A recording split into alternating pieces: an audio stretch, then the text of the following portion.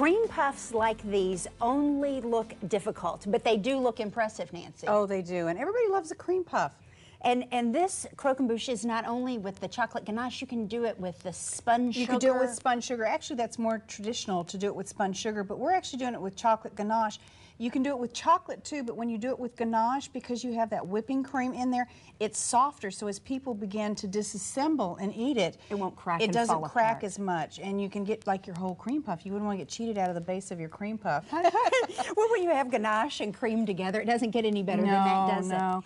And we make this really simple because we start with frozen cream puffs. Now, if you wanted to make your own, you could. It's just butter, flour, and eggs, and then you pipe them out in a decorating bag and bake them, so it's very inexpensive to do.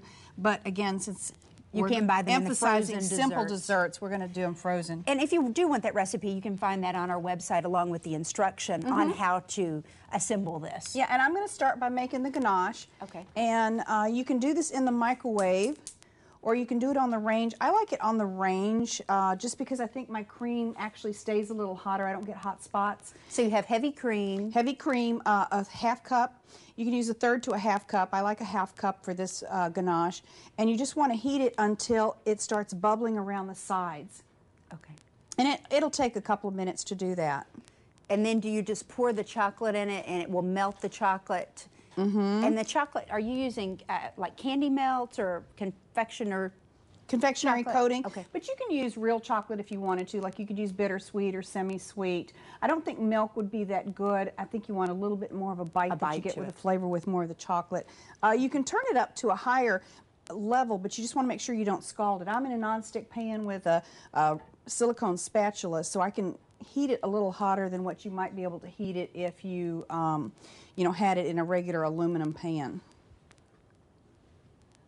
Well, you see these a lot during the holidays, and I was talking about the spun sugar, but they make nice height to a holiday table, to a holiday happening.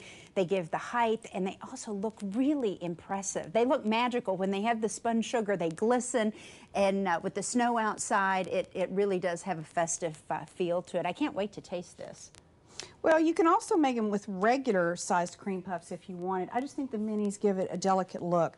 And now you can see I've got a little bit of bubbling off to the side, so my milk should be hot enough. And you usually take your milk off before you add, and this is 14 ounces of very finely chopped chocolate. So you take it off the heat and then you just stir this in.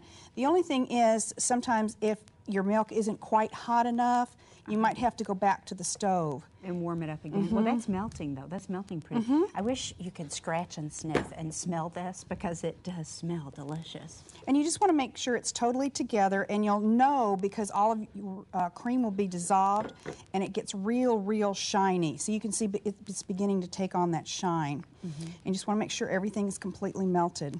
And when you do build this at home, do you want to serve it immediately, Nancy, or is it something you would put in the fridge to let it set up, or you would serve it the next day? You could put it in the refrigerator because you do normally have cream inside those cream puffs, so it's not something that I'd really want to leave at room temperature.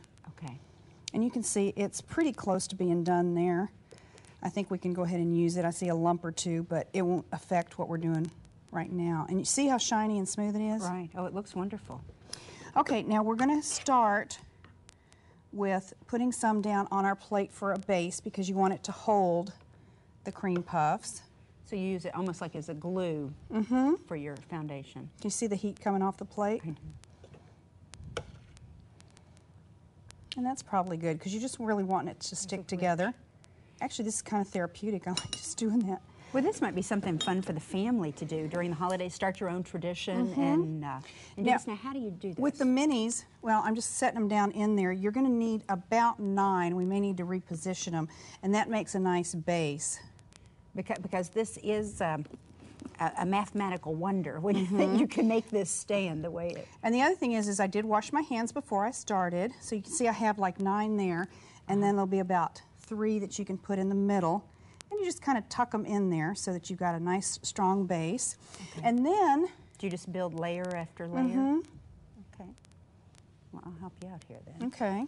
Now these are frozen. Would you start with them frozen? Would you start with them at room temperature? I like them frozen because that way the chocolate heats up, or cools down, and it actually quickly. sticks pretty quickly. Okay. And I wasn't sure if I was supposed to tell that they were frozen, but no, I do think like them that's an frozen. interesting, technique that if that's how and then we'll just, we'll make this one just a little bit shorter. I'll stick that in the center because okay. Well, stick one more in there. Okay. And there's no set way. I'm going to grab a couple here. There's no set way that you actually have to do this. You're just kind of building them wherever they seem to fit. But wouldn't this be a nice tradition that, something that you do with your children, just like building gingerbread houses or something like that, if the whole family enjoys them? And you could, if you made your cream puffs, you could fill them with different flavorings inside. It doesn't make any difference if you get some on the top. Well, I just gave that one a bath, so that's a good thing. You might have tongs handy if it looks like that. So, let me see, this one looks like it's got a little bit of a spot. And see, with it being cold, like these cream puffs are, we'll just do a small one like that. Okay. And then to finish it off, but what I was going to say is if it's cold, then it'll stick together faster if your ganache, kind of hardens a little bit. It'll adhere. Then to finish it off, I've taken some ganache and I put it in a disposable decorating bag. You could also do this with the spoon, but just to kind of finish it off. And you're just drizzling I'm it, just right? drizzling. Oh. And so there's no set pattern to this.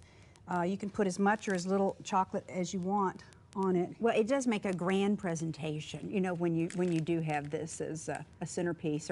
Now, Nancy, the best way to serve this, would you just break them off? People would normally just break them off. Okay.